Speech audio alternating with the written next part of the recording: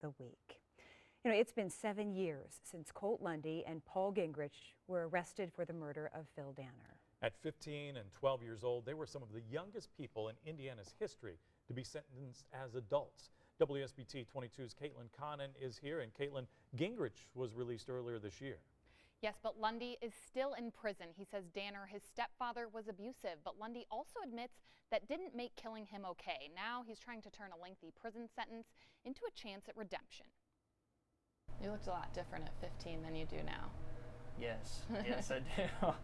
Every time I see a picture of that, I'm like, ah, man, stop showing that on TV. Colt Lundy could have easily transitioned from a baby-faced boy to a baby-faced adult.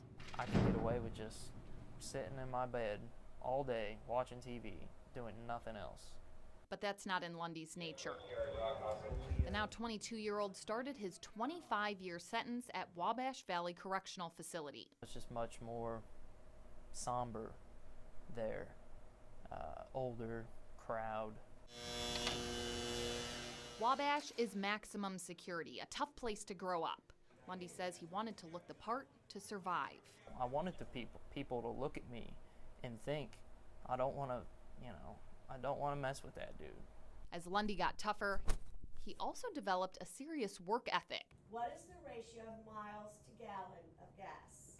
He put it to use on his education. I want to be as well-rounded as possible. Lundy earned his GED behind bars and aimed higher. And when I started going to college, my first semester was horrible. Lundy found an inmate with a degree to tutor him.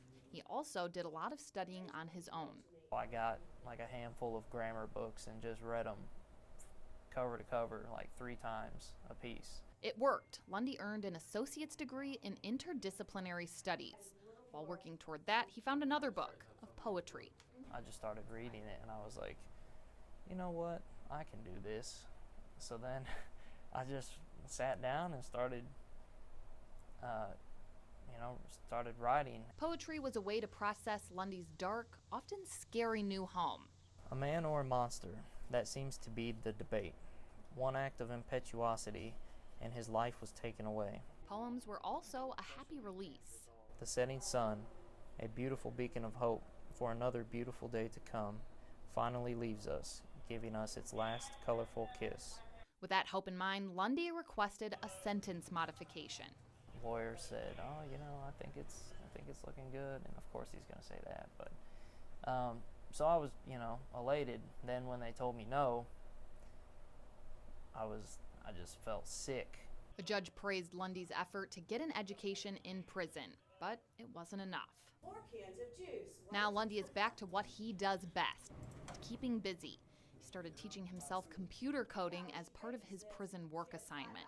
So I started doing that out of necessity, but then once I saw what could be done, I started enjoying it and, seeing what I might be able to do if I learned more. Right now, Lundy could be released as early as 2022.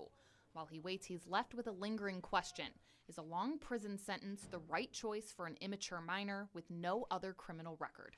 You can't just put someone in this environment and, as a kid with underdeveloped mind, and expect them to, oh well, time will get him right. No, it won't. The Justice Policy Institute says jailing young people increases the likelihood they will commit suicide. They're less likely to return to school or get a job. They're more likely to reoffend. Lundy says prisons need more funding for pro-social and education programs. The stats are on his side. A report from the National Research Council says inmates who participate in educational programs have a 43% lower chance of reoffending.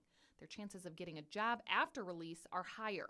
I do think that a sentence like mine is appropriate, but it should be able to be amended. Lundy says he wouldn't wish prison on anyone, but for him, it's been a good thing.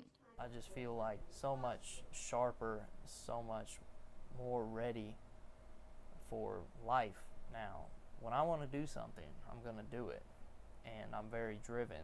So, if I want something, I'm going to get it.